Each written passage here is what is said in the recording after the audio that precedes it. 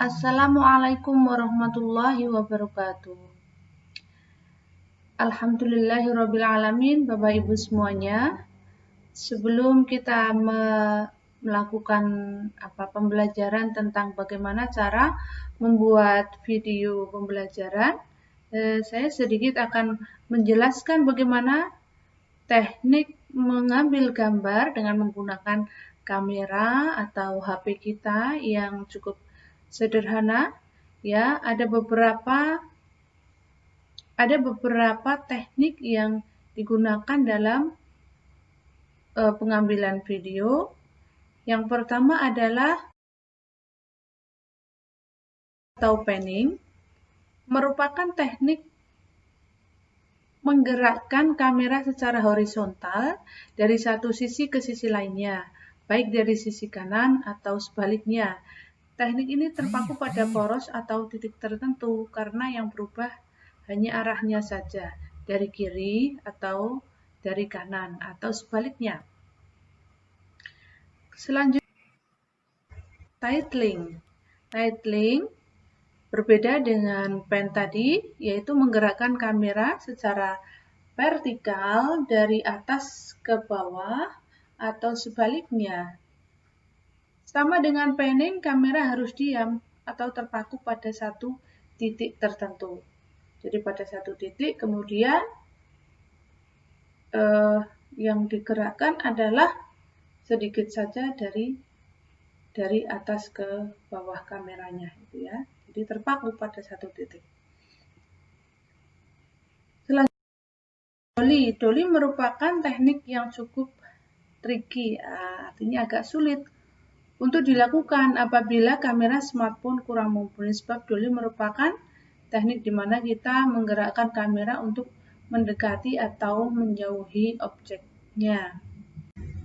Zoom, yang keempat, zoom ini bisa dikatakan ya mirip dengan dolly. Bedanya, zoom memperbesar titik fokus tertentu pada frame gambar dan bisa dilakukan secara software, bukan membawa kamera untuk mendekati atau menjauhi.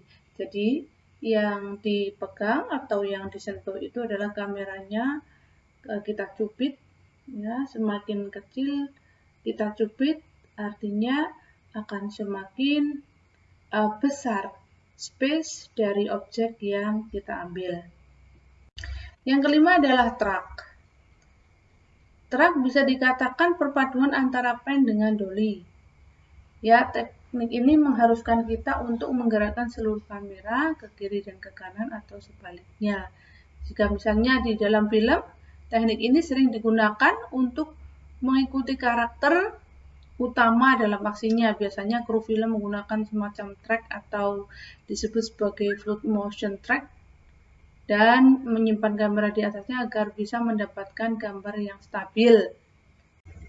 Yang keenam adalah pedestal, mirip dengan teknik track. Pedestal menggerakkan kamera ke atas dan ke bawah atau sebaliknya. Yang ketujuh adalah teknik terakhir dari rack focus. Teknik ini dikatakan jarang diaplikasikan oleh para videograf pemula.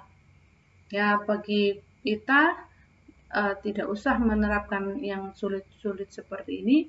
Kita cukup yang mudah saja dan bisa dipraktekkan. Baik, setelah itu kita nanti akan mereview bagaimana langkah-langkah membuat video pembelajaran dengan cukup menggunakan HP yang kita punya, ya, yang semuanya insya Allah sudah berbasis Android, ya. Dengan menggunakan satu aplikasi yang sudah saya share di grup kemarin, dan itu aplikasinya merupakan aplikasi yang saya dapatkan dari pelatihan daring juga di eGuru, dan itu sudah disempurnakan begitu. Yang biasanya aplikasi itu di Play Store kita masih menggunakan aplikasi KineMaster yang masih menggunakan tanda airnya, di situ ada tulisan KineMaster seperti itu. Tapi kalau yang sudah saya share insya Allah sudah tidak ada dan fiturnya lebih banyak. Nah, persiapannya seperti yang sudah saya pesankan kemarin, masing-masing Bapak Ibu guru menyiapkan minimal 5 menit untuk video ya. Jadi di rumah mengajar seakan-akan ada siswa begitu dan kita mengajar dan oke. Ada jenisnya tadi seperti itu. Kemudian jenis yang kedua, tulisan dengan suara yang direkam. Jadi tulisannya saja, kemudian suaranya yang direkam seperti yang saya lakukan sekarang. Saya menggunakan tulisan ya berbasis PowerPoint, kemudian saya rekam suara saya. Nah, ini jenis pembelajaran juga. Kemudian yang ketiga adalah rekam layar atau screen recording.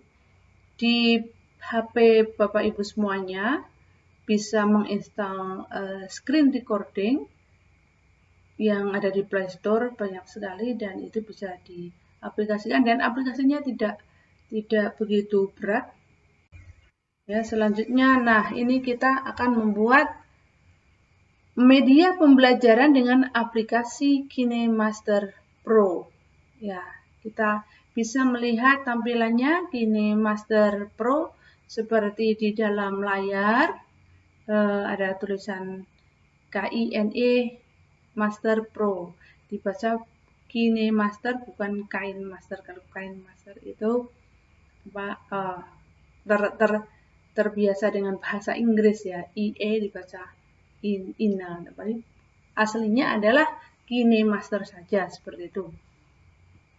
Caranya, kalau Bapak Ibu sudah menginstal ya di yang sudah saya share kemarin sekitar 54 MB, disediakan space yang memorinya lumayan ya Bapak Ibu, insya Allah yang HP dengan RAM 3 ya atau RAM 4 insya Allah sudah cukup. Tapi kalau RAM-nya hanya 1, mohon maaf agak berat ini.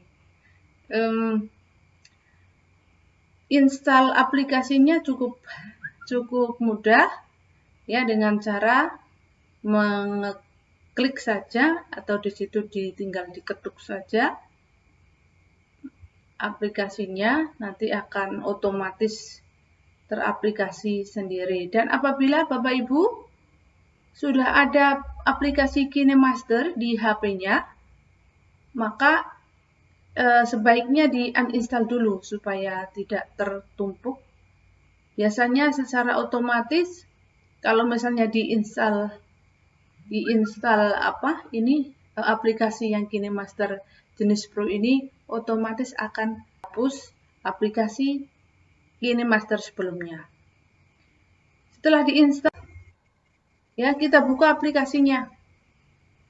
Ya, kita buka aplikasinya, aplikasi KineMaster-nya, dan akan muncul di situ gelombang-gelombang air dan tanda plus ya di situ.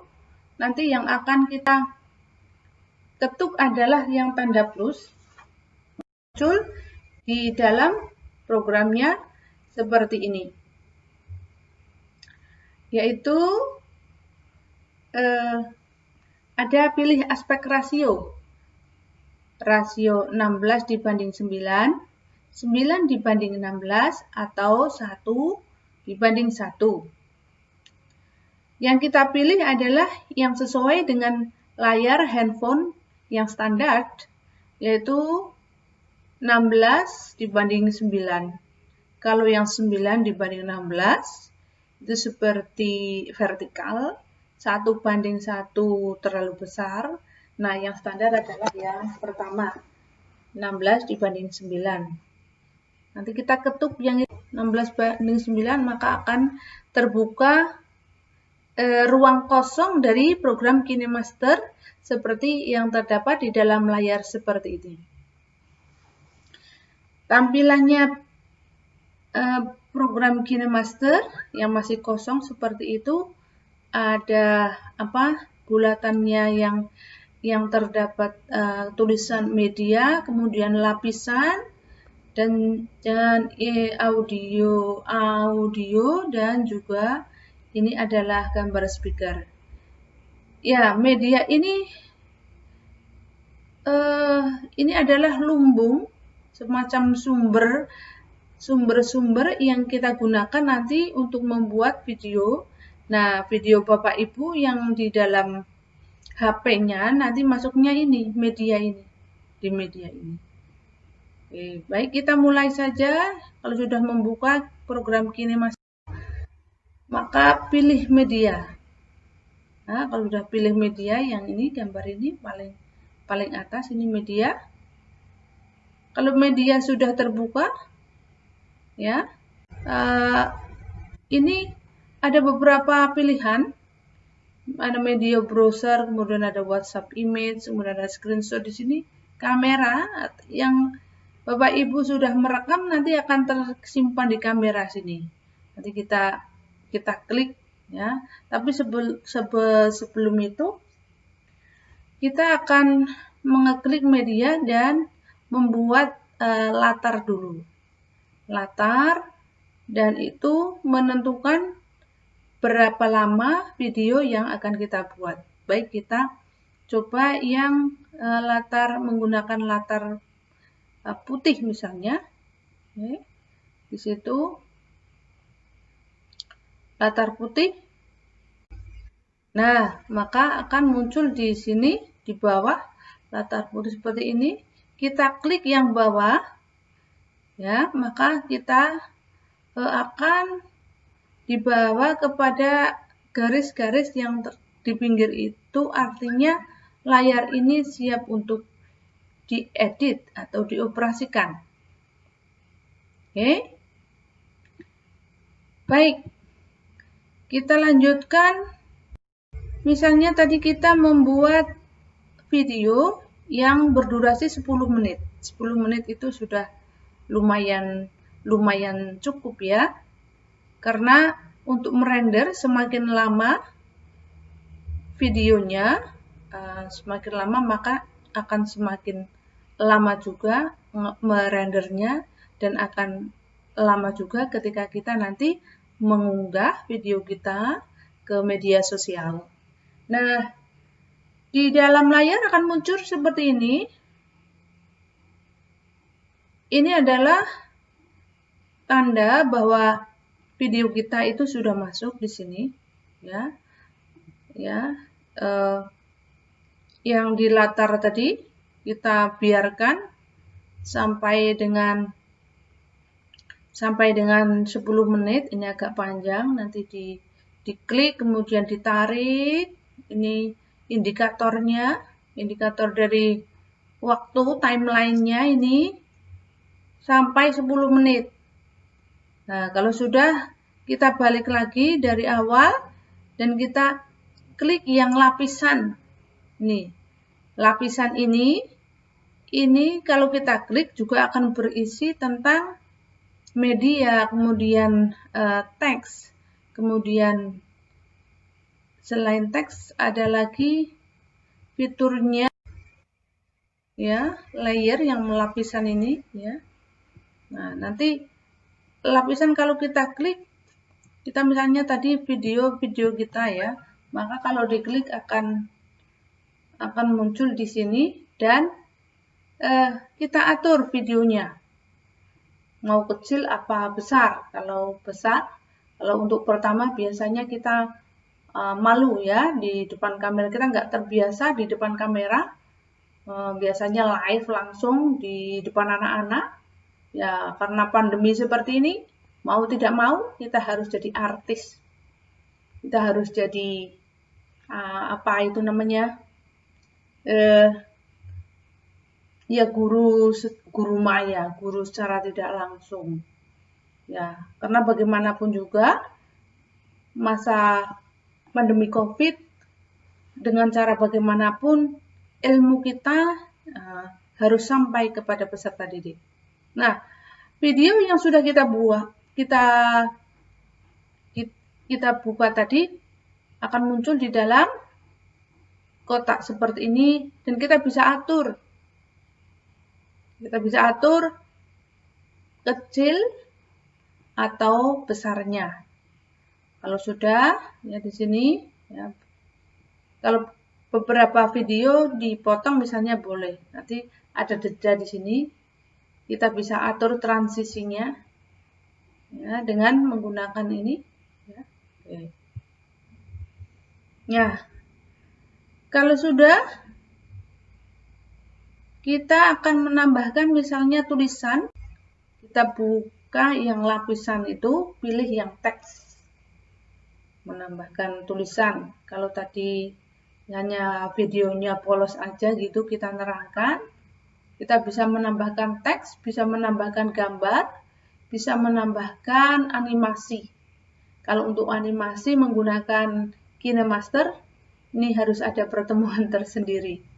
Ya, karena agak lumayan kompleks. Ya, kalau sudah video sederhana ya sudah kita lakukan. Oh ya, sebelum itu kita bisa menyisipkan permulaan dari video namanya intro ya. Intro itu awal video kita yang membuat para penonton atau viewer tertarik. Oke, dengan adanya intro yang bagus, maka para penonton atau viewer ini akan tertahan untuk melihat video selanjutnya. Nah, kalau sudah kita mulai mengekspor dari potongan-potongan video tadi menjadi video yang utuh. Maka dengan cara mengetuk di bagian tanda bagi ini, share atau bagi, dan akan tampak program KineMaster-nya seperti ini. Ya, di sini ada beberapa pilihan. Kita mau mengekspor dengan kualitas seperti apa? Ada yang 720 piksel, ada yang 1800 piksel, ada yang 1440 piksel. Nah, ini yang paling tinggi. Kalau yang di sini adalah 1000 sampai 1000. Semakin lama pikselnya, semakin tinggi pikselnya, maka akan semakin lama proses renderingnya. Nah, kita pakai yang standar saja, yang 320 itu sudah standar. Ini insya Allah sudah standar dan sudah bagus. Kita pilih yang itu dan tunggu sekitar 10 sampai 15 menit untuk yang standar ini. Kalau jaringannya lancar ya. Kadang-kadang ini meskipun offline ini kadang-kadang membutuhkan ini juga, membutuhkan jaringan juga. Terutama untuk sumber-sumber yang memang kita ambil dari internet misalnya. Nah, setelah itu akan ada tanda ini mengekspor proyek. Nah, ini proses lagi. Ini harus sabar, kita menunggu di sini. Ya. Ya, boleh menunggu di sini ya, dengan berzikir bolehlah menunggu. Lalu setelah maka di situ akan muncul dibagi. Ya, bisa dibagi ke sosial media, WhatsApp atau ke Facebook, atau karena kita tujuannya dari pelatihan ini adalah bagaimana mengunggah hasil video kita ke media sosial, YouTube yang terkenal, dan untuk peserta didik ini sangat akrab ya, media sosial YouTube. Nah, setiap guru harapannya nanti bisa mempunyai channel sendiri. Dan dari YouTube ini kita bisa mengajarkan kepada peserta didik untuk bagaimana mengajarkan, bagaimana kita belajar tentang literasi digital melalui YouTube. Anak-anak bisa melihat, bisa belajar dari video yang kita unggah ke YouTube dan memberikan jawaban juga di kolom komentar juga bisa. Dan di YouTube ini juga kita bisa memberikan informasi tambahan, ya, di dalam deskripsi, di dalam judul. Nah, ya, nanti kita akan lebih jauh lagi belajar tentang media sosial YouTube ini. Baik, sekian dari saya. Nanti silahkan melakukan praktek Bapak Ibu. Setelah ini kita bisa belajar lagi, kita bisa bertanya-tanya lagi. Sekian, Assalamualaikum warahmatullahi wabarakatuh.